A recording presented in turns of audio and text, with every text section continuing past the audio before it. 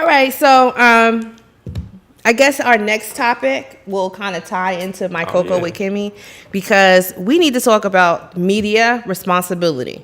I was looking forward to that one. Okay, guys? Let's do it.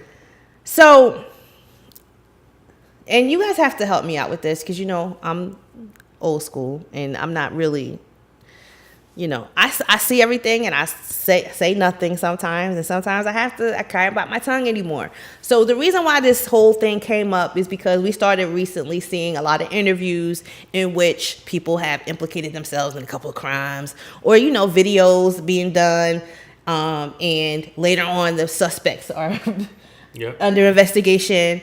Tekashi 6ix9ine and all his, you guys, that's your topic, that's your stuff over there. Tekashi 6ix9ine got arrested. He's been accused of being in some gang. They got all sorts of footage, and his DJ Academics interviews have also come into question because of the content of them. The reason why we brought this conversation up in the beginning on our weekly meeting for the show was because Kodak Black went on Hot 97. They asked him about his sexual assault charge, and he basically was like, I don't want to talk about that, and if we're going to keep talking about that, I'm leaving. I don't like how y'all talking to me, blah, blah, blah, blah, blah. So everyone went in on Ebro. So I said on our phone call, I said, you know what? This day and age, the media personalities are also trying to be celebrities. So when a celebrity comes in, now you two are going to have to see who's going to win this kind of like, who's going to say the most outrageous shit, because who's going to go viral for what, bites. Basically. Because going viral is going to give you more attention. Going viral is going to give you more followers. Going viral is going to make you be that person. So the media personalities and the celebrities are celebrities. So here we are in the media, black media, and every time there's a controversial figure that comes on your show, the lights, the camera, action, who's gonna win? You know what I mean? That's what's happening now. Yep. So Kodak Black went up there. He's a suspect. He's got a rape charge. Ebro asked him about the rape charge. He chose not to get into it, and he left. And I felt like I didn't think Ebro did anything wrong, because we were talking about it on the call. Ebro represents his company because he's at work. And, the whole Me Too movement or whatever, you don't want them saying, like, why do you bring rapists on your show? So he just made it perfectly clear in the beginning. He said, I know you have this charge. You probably can't talk about it. But once it's over with, make sure you come back and let us know what's going on. And what the Kodak Black's response was basically speaking for all people that may have some shit going on, which I've seen is like the majority of these new rappers out here now. It's like, if you don't go to jail or get shot, then I don't know. And we also got deeper into our conversation. We said, is it by design? Because one record company in particular has more people that are going to jail and getting charged and doing crazy shit than maybe others. Yeah. My thing is, though, not to cut you off, but my thing is, I don't feel like Ebro was wrong for asking the question. He didn't really ask a question. He just stated something. I don't think he was wrong for stating that. I mean, I think he was wrong for saying come back and talk about it. Like, why would I still want to talk about it? Well, once you're clear of your charge, maybe, then you want to clear your name. Still don't want to open up that door. That line is too thin. Like, it's a can of worms. You can still say the wrong thing. Even though you didn't beat the case, you can still mess around and say the wrong thing. Like you said, the Me Too movement. Yeah. Also, I don't feel like I feel like I just didn't like how Ebro basically kept trying to ask the question after he said, I don't want to talk about it. Yep. You feel me? That's where my problem came. Like, he just told, like, you asked your question. That's cool. Yep. If I tell you, like, first he said, y'all entertained by bullshit. I don't like that. But he was like, man, I don't want to talk about it. And if y'all want to talk about that, I'm going to leave. Yeah. I feel like that was a mature answer on Kodak part. I feel like Ebro, and then Ebro was like, I'm going to talk about whatever I want to. It's my show. So it's like Ebro already had some negative energy. Like, he was already coming off in a negative way. He had a bad ego. Listen, this is what it is, and your people should prepare you for media, and you be prepared. Kodak, Kodak said, and listen, they say in the interview, you don't have to answer no question you don't want to. He said, I don't want to talk about that. Let's move on, or I'm leaving. And it's simple. So what else was you supposed to do? argue with Ebro to make him look like a fool. You already think he a fool. People like you already think he is this fool, this clown, this all ignorant. this. So y'all wanted to make himself look like a fool to fit how everybody already look at him as. And look, two things. Journalism 101, Ebro, he should have been groomed as well. Because you always send your guests a list of questions, you already know this, Kim, and ask them what are you comfortable with talking about and what would you not want to talk about. So I felt like he should have sent that first, and he should have put that allegation of rape in those list of questions and said, if you don't feel like talking about this, we simply don't have to talk about it. It's that simple. I think, because I was listening to the Joe Budden podcast, and I think the Rory cat, he said that he was like, before all these interviews, they have like pre-production. You have to, yeah. And he was basically saying he think Ebro may have just asked that on his own. He did. It wasn't a part of the plan. It was so obvious because again, like speaking to everyone else was kind of like caught off guard. Yeah. And like even like for this, although we don't have guests on all the time, we still call every week just to talk about what we're gonna talk about, this, that, and the third. So then when it's time to shoot, you're already prepared. You already know what's going on. So it's like if you have somebody of Kodak's caliber, man, you already are sending him a question. You're already being professional. So I think on Ebro that talks on his part as a journalist, as a camera personality, radio personality, whatever. I found that very unprofessional because how do you not ask him before you even shoot, hey, and to me, I find that very fake as well, because that's going back to your same point. He's just trying to get a soundbite. So he's just trying to get attention. But as you saw, Ebro's rival, Charlamagne, he killed it because all of them had on the ski mask, and they had a great interview with him. Okay. So if you guys think that what Ebro did was wrong, he tried to make him look stupid. Mm-hmm. So if you do it in jest, is that not also making you look stupid? Like, I get it. Just because Ebro was more serious with him and he still ended up looking stupid.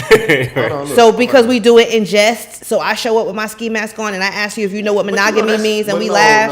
So now it's cool to do it? Kodak started the ski mask thing. The first interview. Yeah, and they just, of course they playing around with him. Yeah, and I don't think they was belittling him or, trying to make fun of him. So asking him if he knew what monogamy meant. He didn't. Yeah. Because Angela said, are you ready to be monogamous? He said, yeah. He was like, yeah. And then Charlamagne, do you know what monogamy means? Nah. He was like, nah.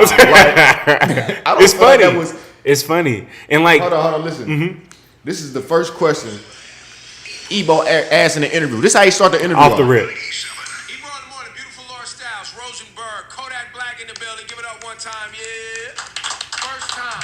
Yo, man, first of all, I gotta be honest, I was skeptical on doing this interview. I saw your other interviews where you was wearing like a ski mask and all that, and I was like, I'm not really interested in talking to this. But I gotta say, I looked at your rap sheet, I looked at your weed charges, smoking weed in front of your kid on the gram, and different things you've been going through. And I know it's sensitive, but how you feel about everything that's going on?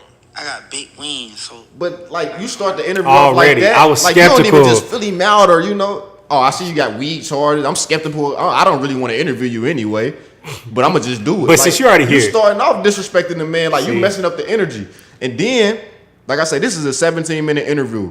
That part to where Kodak walked out, that was 15 to 16 minutes in. So I felt like Kodak, he held his own. Like he did. He held himself like a professional. And then here's the thing, man. Rosenberg, you can already tell that Kodak is like irritable in the moment, and then you ask him about flat Earth. Like, you bro, disrespect him. Again, so is asking him if he knows what monogamy even means not disrespectful? No, it's not because it was playful. It was playful. Yeah, it's like so because we're joking around and make you look like you're ignorant, so that makes it better. No, okay. So was it disrespectful? Because in this interview, they told him Rosenberg. He was like, "You remind me of a new age old dirty bastard." He didn't know who that was. He asked them like, "Who was?" No, he thought it was Bushwick Bill. Mm-hmm. So just because you don't know something don't mean that. Okay, I'm not gonna talk shit about him because I have to remember he's like 19, right? How old is he? 21. Okay. Jay Black said, "I just don't like him because of his accent." That is not it, because I learned an important lesson last week, and I have to remind myself all the time that because someone does not have the ability to articulate themselves a certain way, does not speak to their intelligence. That's facts. And I'm trying to learn that lesson, and I'm learning it the hard way. And I gave this kid a chance, and I actually went and looked at his video, and it was really cute. Kudos to me. Gotta give it to him. But at some point, we have to look at our entertainers and the ones that they choose to represent our culture and wonder why. and we discussed this on the call, right? Mm-hmm. Like at some point, not saying that he's not talented or whatever. I don't know much about the cat, but why is it that we have to go through this? Like a 6ix9ine figure, a Kodak Black figure, a Gucci Man figure. What you mean go through what? Either on trial for something horrible, about to be on trial for something horrible, giving them the pedestal and the light to represent the culture, to represent young black youth, you know what I mean? To represent, I don't know. I don't get it. But I mean, and we look at the last few people that have gotten signed or have gained a lot of popularity. They all either have like a murder charge, a rape charge, a drug charge. That's a small group. After they got signed. I think that's more of what rap culture is. You know, rap culture, like, it's hard being the good guy in rap, being a good guy. I get it. You have to be a bad guy in rap. Yeah. Even with the murder, Snoop, he fought a murder case. Yeah. You know, rappers was going through that stuff. It's been like that, yeah. So it's just like, you know. But it just seems like to me now they find that person. They find that person because it's so easy for you. Gonna promote you got to find that person on social media that has the most followers. Find them. I just feel like they fit what a rapper is in a sense. Them guys are what fits what a rapper. And then a lot of those guys are targets because they are this big star. You feel me? So they have a microscope. It's probably regular people doing the same stuff they doing, but they just get caught. Everything they do is under this big microscope. Yep. So it's like I'm watching y'all. And then with social media, like, I don't agree with these. My thing is I feel like I don't agree with them putting everything on social media. Like, why are you always on live? On live, yeah, showing people what you're doing. Beefing with somebody, like, if I'm beefing with somebody, I'm never gonna talk about that on social media. Yeah. Why? Like, people gotta realize. But what about the media's role and what the media plays in their demise? Like, for instance, how academics got brought up in some of the 6ix9ine scenario, or like Vlad TV, how he like. You don't even know who this person is, but he just keeps telling you, like, this person's in a gang, this person's in a gang, this person's in a gang. Like we were saying, it seems like the male media now is taking over the gossip game from the females on the male level, where they talk about who they're sleeping with, who they hang out with, what role they play in the gang, who's the shooters, who's the money men. Like, how much information is too much information? And I get it. There's no such thing as bad publicity. And for the sake of getting followers and likes and shit, you gotta be like that. But the feds are watching. No, I agree with you. What's off limits? What should be off limits for a media personality when you're in competition with the celebrities to be a celebrity? I agree with you completely on that part, but at the same time, it goes back to the people that's supporting it. Because if it's not getting supported, it's not going to be as big as it is. So I understand the media doing their job, but I always think in terms of financial transactions or like financial services or the stock market, demand and supply. So is it supply and demand in media, or is it demand and supply? Because if they don't do that shit no more. Social media got us to the point now to where we care about what's going on in everybody else's lives. I can include myself. Like, we follow people. We looking and seeing what everybody else has going on. So now that's entertaining to us. So now these media people, because matter of fact, I was listening to the Joe Budden podcast again, and I like the Joe Budden podcast, but I think after the last episode, I told myself, like, man, I don't know if I'm gonna keep listening to this. Why? And it was because they was talking about the Drake and Kanye beef. Oh God. I think they went on for like almost an hour talking about that. And I'm thinking, like, why are we so involved in these men business? Like, this is grown men. Why are we trying to figure out why they beefing? Why do we care? Why do we care? Like, and I feel like I was wasting my time, like, listening to it. Like, why am I so involved into this other because it's cool now for grown men to gossip. Yeah. Like, there's and no line. And that's what made me think about that. I'm like, man, it's crazy that all these media outlets are really gossiping. That's it. Gossip. Just like how 50 Cent switched it on his battle with Ja Rule and talk about you sing, but this nigga sings too. Like, when hip hop and that singing, that melody, that melodic shit. Even on the Joe Budden shit, they got to talking about the Cardi being Offset shit. I'm like, man, we got 3-4 grown men talking about somebody else's relationship. Word. I'm like, that's crazy. That's crazy where we at. And I had to look at myself like, I'm really entertained by this. I listen to this on a daily basis. The scene. And as women, you know, we kind of are like shamed for gossiping, and you know, you go to your boyfriend like, boo, you know, such and such and such and such broke up. That's cool. And your But boo, your woman, though. but I want my boo to be like, what? I don't want, well, who? Like, I don't want my boo to be like, yes, I saw y'all that. go back and forth. You'll be like, your boo talking some girl. Yeah. Right, your boo like, yo, that is fucked up, bro. Like, nah, I don't want that. When do you media men? It made me another thing that clicked in my head listening to the Joe Budden podcast. I'm like, bud, you got to think this nigga is on Love and Hip Hop. Yes. So subconsciously, he doing that same. So going thing. back to what I said, when out. the media goes into very good point. There's no line drawn. Yeah. You are the media and the celebrities are starting to merge, especially when the celebrity becomes the media. Like Joe Budden, I'm no even fan with of Nori his. Though, Nori kept it G. He kept it G. Nori because he just asked Nori niggas they keeps stories. it G. I love you feel Nori. me? Shout out to he not breaking stories on this relationship. He Drink just asked champs. niggas like, damn, what happened? He's just having a conversation. First of all, you have to look at who he is. Joe Budden is no Nori. Joe Budden is not that type of dude. He's no like. First of all, I don't fuck with him because we had a Twitter beef a couple years ago. Lying. No, I'm serious. What? He said, "Oh, it's too hot to be dating a dark skinned girl," and I went off on him. I'm like, "It's too hot to be dating these hoes you be trying to wife on these reality shows." I ain't got nothing against Santana, blah blah but blah. She was just with Erica Mena, but right? even before her, he was always with these stripper types or whatever, getting his heart broke. Remember, he had proposed to one on the street. This was back then, when all that stuff was going on. And ever since then, I just was through with him. Just like I was through with Kodak Black when he said he don't like dark-skinned girls.